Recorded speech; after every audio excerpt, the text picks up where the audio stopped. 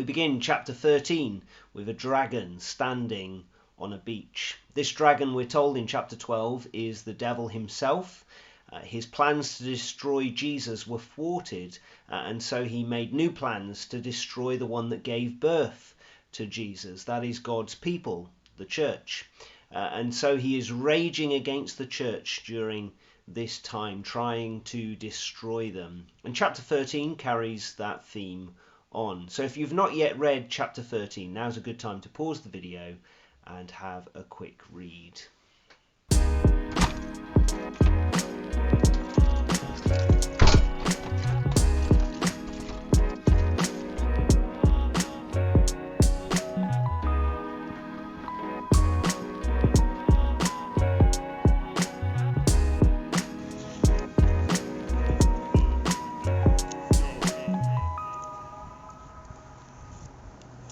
Devil summons his first beast out of the sea. Now this beast is an amalgamation of the beasts in Daniel chapter 7, so it has a terrifying description, but it also mimics Jesus in various ways, such as having a fatal wound that has been healed and claiming to have supremacy. And for this 42-month period, which as we've discussed is the period between the ascension of Jesus and his eventual return, for this period, this beast is blaspheming God, it is attacking God's people, and it is encouraging all the people of the earth to worship him. Now, I think this beast represents godless states, governments, and societies in our world. When you think of what the Roman Empire was in the time that this revelation was written, it certainly fits with them, certainly with the emperor worship that went around, where the emperor was honoured almost as a god. And it still happens today in many countries where the leader is considered almost as a god. But even in the West here, where we don't tend to fall into that trap, we can still put our trust in politics or in the state as a replacement for God. Godless states do blaspheme God by not recognising where their power and influence comes from. They do harm God's people, whether by outright persecution, as in other countries around the world, or by making policies that make it increasingly difficult to live faithfully as a Christian, or by society saying that you must believe this or not believe that in order to live within our world.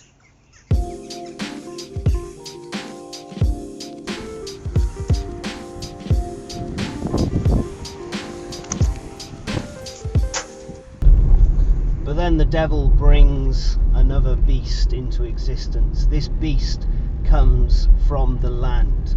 The beast performs signs and wonders, mimicking the prophets of the Old Testament, even calling down fire from the sky. This beast encourages worship of the sea beast by setting up images in order for people to worship. This beast gives a mark to people on their heads or on their wrists so that people cannot buy and sell without this mark.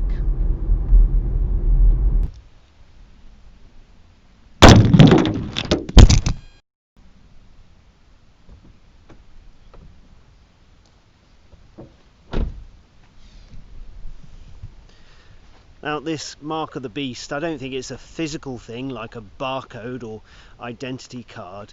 It's simply a counterpart to the mark of God in chapter 7.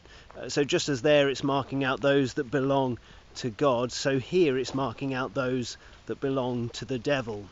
And as for the number 666, it's nothing to be fearful about or superstitious over, but it could possibly refer to Nero.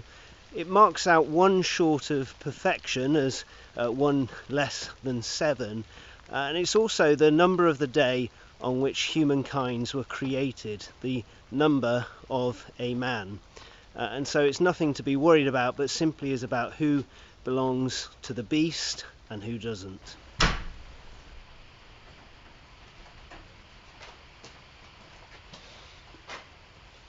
Who then is this land beast? Well, it's anything that has an appearance of being religious, but actually encourages Christians to compromise with the state, with society, or with the government. So it could be Christians, or those who seem to be Christians but who encourage compromise in that way. But it's anyone who says you can have a seat at the table, you can join in with society if you'll just leave behind those beliefs or not follow Christ in these ways in which he says. That's who this beast is.